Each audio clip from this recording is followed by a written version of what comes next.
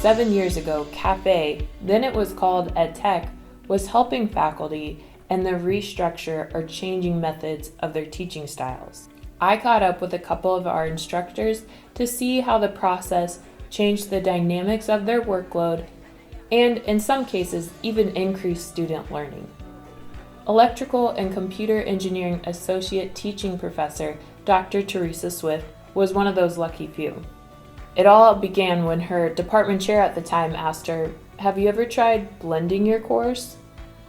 New to the department and willing to be the guinea pig, Dr. Swift decided to go for the change. But I think it was the summer I got started. I worked very closely with what was then EdTech, which is now CAFE, because I had no idea what blended learning was. Not a clue what blended learning was. So I worked with designers in the group, and they got me, give me tips for what works, what doesn't work, and it just kind of snowballed after that. We blended the whole class. Right. So coming from absolutely no background in blended learning, what were some of the first things the designers were talking to you about and kind of introducing what it would look like? So I'm pretty much old school. That's the way I learn is, I write on the chalkboard. That's how I learned. It's how I expected to teach. This was completely different. One of the things was the reducing the amount of time you spent on something, condensing everything down to little mini pieces instead of a 50-minute lecture like we're used to giving. So everything got condensed down into like 8-minute segments or so, which was a challenge. The biggest challenge I found is I don't come from an educational background. So this idea of what is your topic for the day? What is the outcome you're trying to get? And actually being able to verbalize that was the most difficult thing for me. It wasn't that, okay, this is what I want to teach them and this is what I want to get out, but actually being able to put it in the proper terminology and the proper structure, that was the hardest part.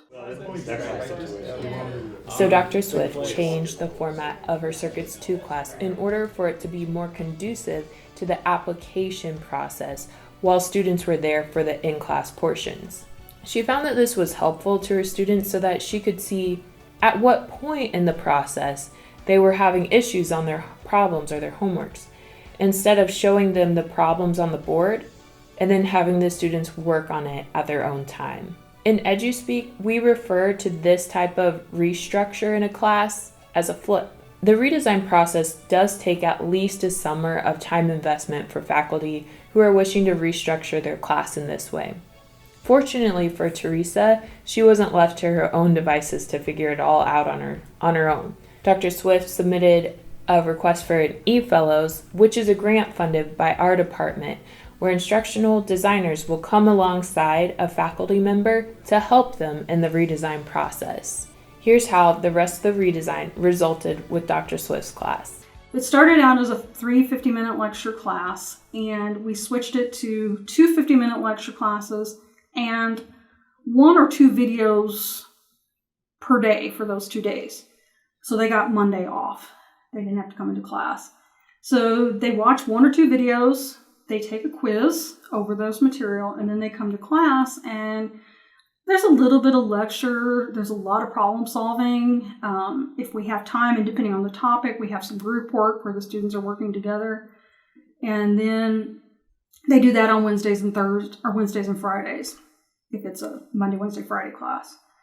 And then they have homework and then tests on top of that. So it's still structured like a regular lecture class, except they have this pre-material they have to do. Instead of having readings, they have these videos to do explanations, and then we spend a lot of time in class actually doing problems and working on applying and answering questions. And why do you work it this way versus that way? And can you work it this way and that way? And a lot of times the answer is yes. And why would you pick one or the other? Blended, flipped, hybrid. Terms like these are thrown around quite a bit in EduSpeak.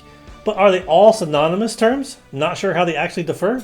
Hi, I'm Malcolm, and I'm an instructional designer with the CAFE. Here are some tips for identifying different modes of teaching.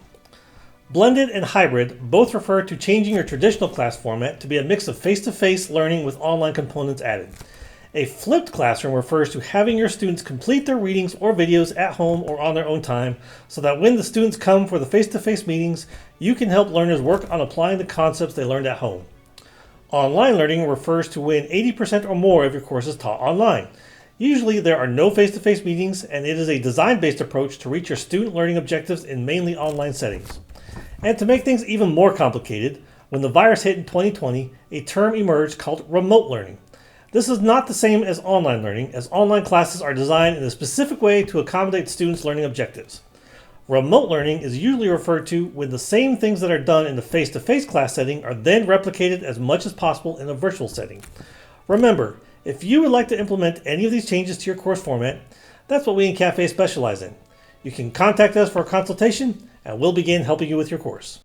They were actually very positive about it. I was surprised. I mean, I really did not expect it to go over as well as it did, but they liked the videos.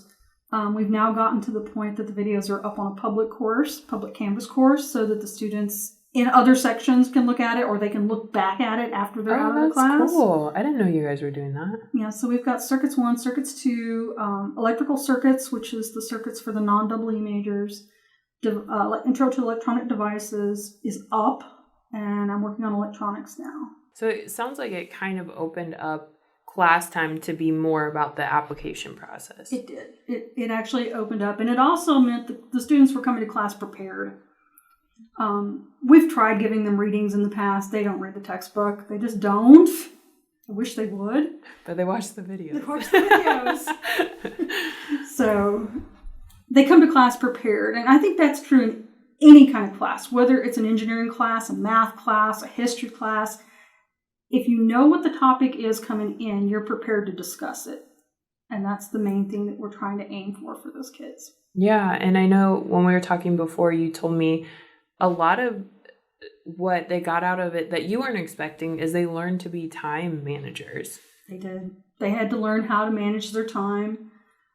You still have ones that are trying to watch the videos 10 minutes before the quizzes due, but most of them were, like this semester, I have them, the homework's due on Friday, and they've watched all the videos, and they're asking me homework questions on Monday. I'm like, they've scheduled things around their life, and this is allowing them a little bit of freedom to schedule things how they want. But they still got to be responsible and actually do it. And you were talking about how you incorporated a lot more group work when you redesigned. Mm-hmm. Can you tell me about why you did that and what the results have been? The reason I did it is because these problems look really easy when I do them. Any instructor, a calculus question or physics question, engineering question, if the professor does it on the board, it looks really easy. It doesn't look so easy when you hand the student the problem and they look at it and go, I have no idea where to start. So I started bringing in problems, generally old test questions, so they would get an idea of, the difficulty level I'm looking at, and just some example questions. And break them up in groups and having them work it for bonus points on their homework. Few bonus points on their homework. It didn't really amount to a big deal in their grade, but got them to do it. And they talked amongst each other, and sometimes it takes another student to explain. Maybe I'm still not explaining it the way that this person can get it. But you get 3 other people in the group, and maybe one of them can explain it to where that person understands. I think most teachers have gotten to the point where you're in class and you explain something 3 or 4 different ways, and you're just out of ways to explain something. You just can't think of another way to do it. But if you've got 3 other people in that group, maybe they can come up with one. When we talk about group work at Cafe, we often use the phrase active learning. Some of the things our designers do when going into a consultation with an instructor is they will look at ways to incorporate application type of activities into their teaching, which often looks like some form of group work. This breaks up a class from being purely lecture style to having the student become the more active participant in the learning process. One example of this is running something called a Think, Pair, Share. You, the instructor, pose a question to your class, but instead of having them answer it right away, have them get with a neighbor, take a minute or 2 to come to an answer, and then have them both briefly share their findings with the class. This process all of a sudden puts pressure off of one lone student risking his self-esteem by answering a question wrong, and instead increases an atmosphere of critical and social thinking, overall elevating student engagement in the class. Dr. Swift found this to be an effective method in her redesign, but also found the dynamics of her classroom were changing as she continued to redesign. But the students seem more engaged. So they're more active in class. It's not you walk into the class and you lecture and it's dead silence. They're more interactive. I don't know if that's changing students or if it's changing the style of the class, how much that balances, because I know our students are changing a bit. So what would you say finally as for a professor who's thinking about flipping or partial flip or anything, what would be a good first step for them to consider? Maybe having one day a week or one day every couple of weeks where you completely flip the class. You make a short video and then you bring a case study to class or something like that, where you get the whole class involved in maybe in small groups and bring them all back together or something like that, and you're doing things in little pieces. One of the things that one of the instructors recently talked to me about was she was having trouble making these videos because we're at home right now trying to make them, and there's all these interruptions and such. And, she's like, I'm trying to make this video and it's just a mess because I can't edit all this out. And I'm like, well, do one little piece. If you mess up an 8-minute video, it's not hard to remake. If you try to write an hour-long video, which the students are not going to watch anyway, because their attention span is about 8 minutes, so was mine. It's easy to fix that. It's easy to redo that. And then it's also easy, if you do them in little pieces, to move things around. One of the things they're talking about right now is changing the material that's taught in electronics and intro to electronic devices and electronics too. So 3 courses. They're talking about shuffling the material around. Well, if the videos are in little bitty tiny pieces, they can be shuffled between courses too. So that was another reason for doing things in these little bitty self-contained pieces. Yeah. Do you think you'll ever go back to traditional type of teaching, or do you think you'll keep, partial flipping, that kind of thing? The first time I teach a course, I'll probably teach it traditionally just to get a good feel for the course. Courses that I have taught multiple times and have these resources already built for, I'm probably going to go ahead and flip. I mean, the only one right now that is officially flipped is Circuits 2, but I'm expecting all 3 classes I teach next semester to be flipped as well. If I had not gone outside my comfort zone, I never would have done it, because my comfort zone is chalk. I don't even like whiteboards. I like chalk and chalkboards, and it was way outside my comfort zone. But you learn a lot when you do that yourself, about your teaching, about your students, and things that you just don't get if you don't actually step outside of it. Well said from an instructor who was once afraid from moving from chalkboard to whiteboard. With Theresa's circuits class, she quickly found that the completed redesign not only helped her overcome her own personal comfort zone, but also helped create reusable content that she could use in different classes and different material.